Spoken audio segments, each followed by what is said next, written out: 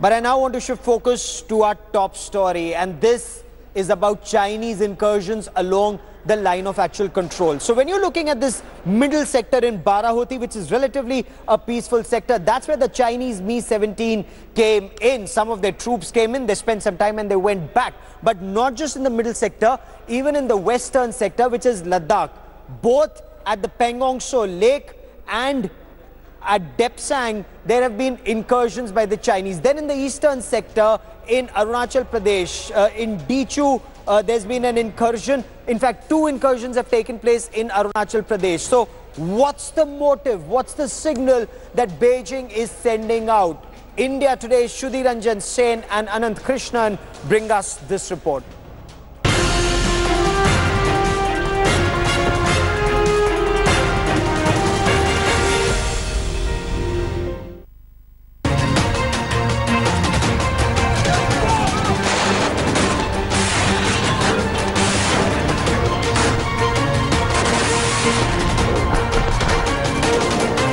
Dragon continues to silently provoke. There has been a spike in Chinese army transgressions across the line of actual control post the Doklam standoff. That's the big truth. And these transgressions are not restricted to any one sector. The biggest spike has been reported in the western sector and in Ladakh.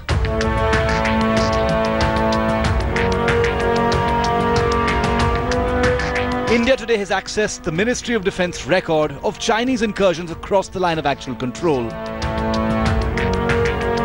In October and November 2017 so far, there have been at least 30 incursion attempts. The first spike was noticed in the north and central Ladakh areas along the Pangong Tso Lake. The first incursion was on the 12th of October. 2 days later, there was another attempt on the 14th of October. The banner drill was followed by a week of respite. But from the 21st of October, there were 6 more incursions on the 24th, 25th and 30th of October, and then again on the 3rd and the 7th of November. All these are dominating positions. The Chinese intention in totality is to somehow or the other occupy those, so that you be at their mercy for all times. The Chinese probe missions were not restricted just to the Ladakh sector. Chinese border guards also transgressed the line of actual control in the middle sector in Uttarakhand. On the 11th of October, Chinese troops and a helicopter were seen in the Barahoti sector. With Xi Jinping's coronation for his second term last month, there is certainly a sense of confidence coursing through Beijing, especially amid uncertainty with Donald Trump's America. China, the message here is, will be stronger going forward in dealing with disputes, whether they be in Doklam or in the South China Sea. A leading strategic expert saying that in Xi Jinping's second term, the world will have to be prepared to deal with a much stronger China. In the eastern sector in Arunachal Pradesh, Chinese troops came in both in the Dichu and Afasila sectors on the 1st and 2nd of November. And this time, the Chinese border troops came in up to 6 kilometers inside Indian territory. The spike in Chinese probe missions are also seen in sync with India cozying up to the US, Australia and Japan, forming a quadrilateral for an effective counter to the Dragon expanding its footprint. Transgressions along the India-China border continues unabated, and today China has claimed that it will deal with the border issue more aggressively. India, on the other hand, wants a hotline connecting the two armies for a better understanding, leading to better cooperation. The big question is, will the two Asian giants allow the undemarcated, disputed, yet peaceful border issue to spin out of control? With Anant Krishnan in Beijing and Jitendra Kumar, Sudhi Ranjan Sen for India Today. So China usually talks about a military balance where it says its army, its armored, its tanks are far greater in number than ours. So as against 600 of ours, there are about 3,000 of theirs. But India says, do not worry about the bean count. The military balance on paper may be in China's favor, but as far as troops on ground and ratio of men and material in the area of operation is concerned, India is as good, if not far superior. So you're taking a look at this bean count as far as the tanks are concerned. Let's also take a look at the aircraft. About the fighters, we have about 600. China has about 3,000. But then again, in the area of operation, and especially aircraft that can operate in this sector, we are far superior or at par with the Chinese. Now, when it comes to troops on ground, we have a 1 million strong army. We have a 13 lakh strong army. They have a 2 million strong army. That's 22 lakh. But again, in the area of engagement, there is no reason to be concerned, is what top military strategists tell India today. But what about the PSYOPs? What about Chinese PSYOPs? Let's focus on what China is saying. China is saying that it will adopt a very aggressive line, whether it's in the South China Sea or in the Doklam sector, which it calls the Donglang sector. So China is very clear about that. What is China saying? President Xi Jinping will adopt an aggressive stance all along Doklam and elsewhere along the LAC. Beijing has always asserted itself strongly, is what the Chinese are saying, especially on the issue of territory. China cannot put a peaceful environment over its national interests, is what Chinese strategic experts are telling India today.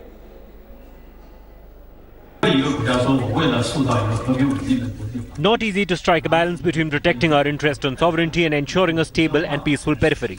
No nation will seek a peaceful environment at the cost of its interest.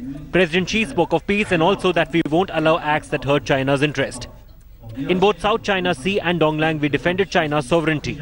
India and China are partners at BRICS. India Today, Shruti Ranjan Sen, who broke this big story, joins me on the broadcast. Also with me is Anant Krishnan, a Beijing bureau chief. And Anant, if I may, what explains this spike in incursions, especially at the onset of winters, when we are told that, especially at Doklam, troops appear to be thinning out? Well, that's right. What's interesting is that this does seem to be a new pattern. In the winter months, we've seen a decrease in incursions usually in the last few years. But what's also interesting is here in Beijing, this coincides with a very interesting 2 months for the Chinese leadership and for the PLA as well. We had the new party congress concluded in October. An entirely new leadership took over both the PLA and various commands, including the Western Command, as well as in the Central Military Commission. So we could be what we could be seeing is a manifestation of this very new leadership taking over right at the start of Xi Jinping's second term, when he has been projecting a very, very strong image for China. Okay.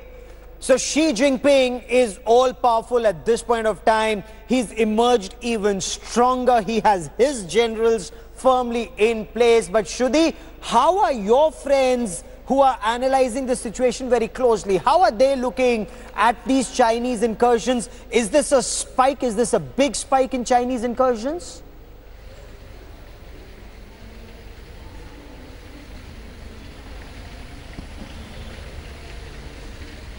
Well, Gaurav, I mean, it is a spike. It is, the numbers are high. It is not so high.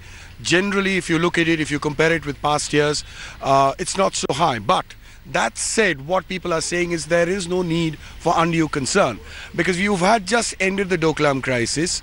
You had the 19th Party Congress there, where China, Xi Jinping had to show the supremacy and how they are, strong, good army, which was also repeated in his speech over and over again in the address that he made. But the diplomatic process, the bilateral process has started. It was taken, the issue was resolved when Prime Minister Modi walked up to Xi Jinping personally, shook hands with him in Hamburg, and got the diplomatic ball rolling. The bilaterals are rolling. Very soon we are going to have the first major bilateral with China, which is the Working Committee on Coordination and Consultation on Border Issues. There we are going to ask for a direct connect with the Chinese army. We want a hotline as we have with Pakistan. The Chinese foreign minister is expected. SR level talks are expected. So what our sources are indicating, that while on the ground the border is not demarcated, yes, there has been a spike, but let's wait and watch. It's not yet a cause of concern. Okay. So we are being told that wait and watch, not a matter of concern. But Anant, we've been told a lot about the personal chemistry between Prime Minister Narendra Modi and the Chinese President Xi Jinping. He is now all-powerful. What we were told was after his second term starts, we can expect the relationship to move forward and perhaps be on an even keel. So what explains this aggressive stance? I think there's been a very consistent message from Xi Jinping ever since he began a second term on October 25th, and a very consistent message to the PLA as well. And what Xi has been saying is that he wants to see an army that's combat ready, and that's going to be the key to the PLA's long-term plans of becoming a world-class military by 2050. And Xi has been putting in place generals who are very close to him. He has reduced the size of the Central Military Commission, and it's now fully run by generals that he trusts. And Xi Jinping is certainly made very clear, as he said at the party congress, that under him China will not be expected to swallow anything that goes against its interests. So Xi has been projecting a very, very strong image for China. Of course, the big question has been, was this something that was part of a device to ensure that Xi consolidates power in his first term? Or is it something that's going to continue? And we have to say that all indications are that even though he has accumulated all this power at the start of the second term, it seems very likely that we are going to see a lot of muscle flexing as we go forward from here as well. Okay. So there is muscle flexing by China, and perhaps that's what explains these incursions. But Shruti, how long before India can actually build the infrastructure all along the India-China LAC and stare the dragon in the eye, which we are even at this point of time?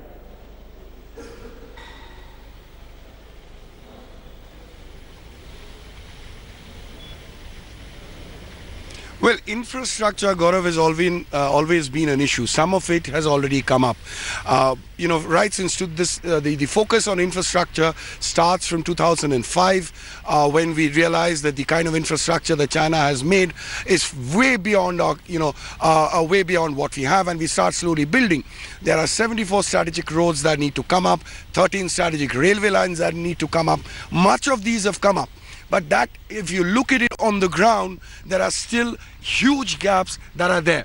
And constructing at those heights, constructing in these areas are very, very difficult, because the construction season, because of the winters, is roughly about 3 to 4 months in a year. Construction is happening. We've also got this the strike corps of the Indian Army that has come up, the 17 Corps, the Mountain Strike Corps has come up. It is manned. The personnel have moved in. You need a little bit more of equipments that is there, but it's in the pipeline, so to say. But when you do a war gaming, which has been done, we are clearly ahead, and there is no reason to panic. That's the message that we are getting from our sources. Good point you make there, Shruti. Keep tracking that story. Shruti Ranjan Sen and Anant Krishnan. Keep tracking that story. Gentlemen, I will come back to you for more. There is no reason to be concerned. There is no reason to worry. India is strong, needs to be stronger and build up. That's the message that's coming in. We'll track that story closely. That is all I have time for on India First this evening. Many thanks for watching. News and updates continue on India Today. Stay with us. Thanks for watching the video. For more such news and updates, please like, share and subscribe to India Today. Also check out our other great videos from our channel. We know you would love to.